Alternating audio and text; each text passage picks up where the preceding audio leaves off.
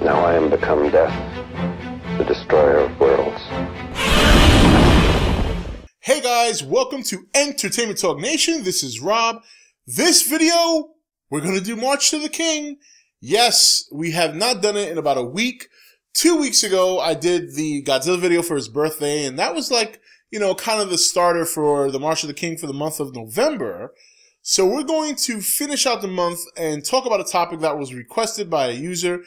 And a viewer. And for those of you watching the video, if you have any requests for March of the King, believe me, we have plenty of time to cover many requests. So make sure you just hit me up on the email. You can find it here in the channel. I'll put the link in the description, so you guys, or rather the email address in the description. So if you have any requests for the March of the King, by all means, just send me an email and I'll cover it during 1 month between now and 2018. So anyway, we're going to talk about Ghidorah, and I'm going to expand a little bit on some of the things I spoke about in my Godzilla 2018 Ghidorah video I did some time ago, and we're going to talk a little bit about his origins. So in regards to Ghidorah's origins, we're going to discuss the possibility of him coming from space. Now, during my other Ghidorah video, I kind of focused more or less on him being like a MUTO of some sort, or MUTO rather. But this time we're going to kind of talk about what if Ghidorah did come from space? What if they decided to go with the space origin? How would they do it? Well, here's what I think. So if they wanted to go with an alien origin for Ghidorah coming from space, I really think the meteor landing on Earth would probably be the best way to start, kind of like it did in Ghidorah the Three-Headed Monster. But I think the question here is whether or not you change the origin a little bit. In Ghidorah the Three-Headed Monster, obviously Ghidorah meteorite landed on Earth and he was born from it, and boom, there he was. Well, I think in this movie, if they're going to go that route, they need to take maybe a little bit of a different approach. Perhaps finding the meteor that Ghidorah crash landed on. So I think the question here is, when does Ghidorah arrive? Does he arrive during the current times for the human race? Well, I think that's the part you might have to change, where in Ghidorah the Three-Headed Monster, he arrived during the current times. I think in this movie, whether it's the sequel or whether it's the third one, I think Ghidorah has to arrive at some point well before humanity even exists. So when you take into consideration the origins of the MUTO and even Godzilla from the first movie, I think an ancient meteor landing on Earth is probably the best way to go. So when does it happen? Well, you could make it so that it happened before anything. You could make it so much that when the Earth was being created, we all know that there was many rocks that bombarded the Earth, and the early stages of life were just microorganisms. Well, you can make it that Ghidorah was one of those microorganisms. And over time, he actually evolved and he sustained life and eventually became frozen in suspended animation. Perhaps they find his ancient meteor in the Arctic. So I think that might be a good way to start, but you know, that's just my opinion. Now, at what point, if this meteor was to be found, at what point?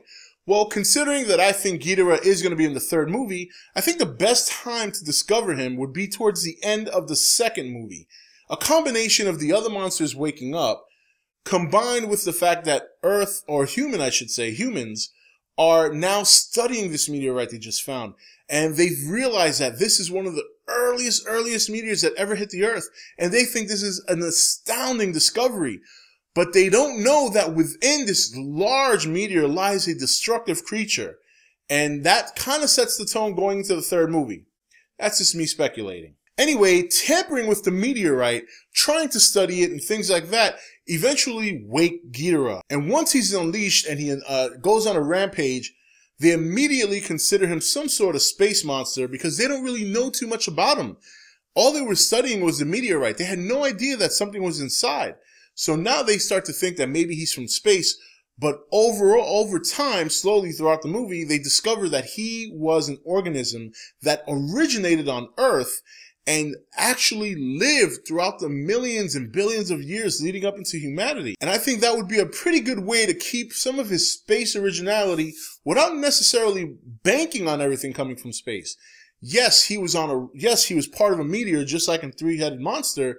And yes, that meteor landed on Earth, but he wasn't the full-fledged Ghidorah we would know right away. He was nurtured into that, was one of the few organisms to actually live all this time and continue to evolve very slowly till the point where eventually the Ice Age came, froze him in his current state. Hell, it would even be cool if after he awakens, he continues to evolve. His evolution hasn't stopped. And as the movie progresses, you see him start to evolve 2 tails. 1 head becomes 2, or 2 heads become 3. And this is what we see. We see him actually being created before our eyes as the movie progresses. Now, will it go down like this? Probably not. But hey, one can dream. That's just my idea. If they wanted to keep the Ghidorah origin from space without making it too cheesy, I mean, this is just my idea of how it would go down. So why don't you guys share some of yours? If you wanted to keep Ghidorah's space origin, how would you do it? Would you just go classic cheese and let him land on Earth during current times and just bust out of a meteor? Would you find a different way of doing it? Put it in the comments below. Let us know what your opinion is on the matter, or rather, let us know what your ideas are, and we'll go from there. Anyway, guys, this is Rob signing off for E.T.N, where we don't do news, we just talk entertainment. Take it easy. Thank you for watching E.T.N. Don't forget to comment, share, and subscribe. Join the nation's Facebook page to meet other subscribers or visit E.T.N's Facebook page and Twitter page. Links for all are in the description.